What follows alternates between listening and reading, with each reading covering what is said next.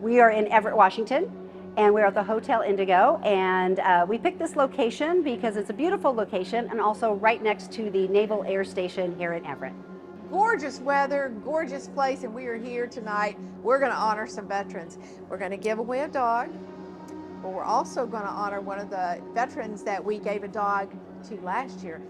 He's become family. He was actually here early on helping us set up for the event. I think, you know, there's big campaigns all around our country, but I think what really speaks to our people, you know, when we can do something that affects people right around the corner from us. He has amazing testimony of how this dog has really changed his life. It wasn't until I had Liberty I found out I was lying to myself for those 2 years. I wasn't okay. But then finding, waking up that morning, man, I found out, I'm okay. And I'm not just gonna continue being okay, I'm gonna be great. You know, I got the grit back, the colors came back. You know, that overwhelming of love that it's like, I'm okay. I have something like love. I'm not, you know, always on edge. I'm not worried. Dogs are expensive.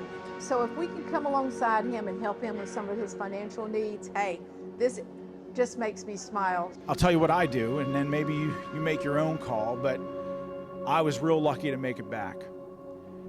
A lot of my very, very close friends did not. In fact, in 20 years of war, I've lost over 30 of my close friends. But every day that I wake up and I draw breath, I tell myself, you know what, I'm gonna do everything I can to earn it.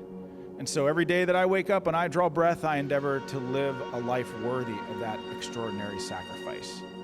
I'm gonna earn it. I'm gonna enjoy the freedom that we have here in this country, and I'm not gonna take it for granted. And I'm gonna take those legacies of those men and women who never came back, and I'm gonna tell my kids about it so that they know, and they can tell their children and their children's children. And if every one of us in this room did that, and took that mission alone very seriously, we would bring civilians in this country so much closer to veterans. I think it just brings us closer, gives us a better understanding of what they deal with on a daily basis. You know, it helps them realize that they're not alone and that people are thinking about them and want to help. He thinks he's just here to help and support us, but he doesn't know that he's also going to get a cash reward tonight.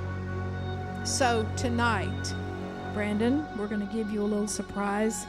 And it is a financial grant of $5,000.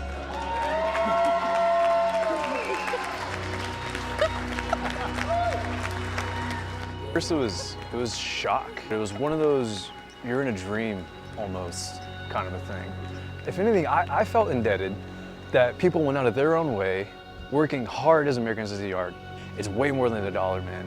It's actions speak louder than words. You know, people can do it. It wasn't just some tax write-off. They really wanted to make a difference. I heard Louise talking, I heard Sean talking, when we honored Brandon. It's hard not to get emotional about it. I have a different perspective now than what I did coming into it. It touched me in ways, you know, it makes me want to keep on doing this. I volunteered for a job because I love my country, and that's it. I'm no better than anybody else. And so for the people to go out of the way to try to recognize me, it's just an incredible feeling, and it just solidifies why I love our country so much. This is real. This isn't a movie. This isn't a social media post. This isn't just some story in a book. I'm living real right here, and it's just gonna keep getting better, man.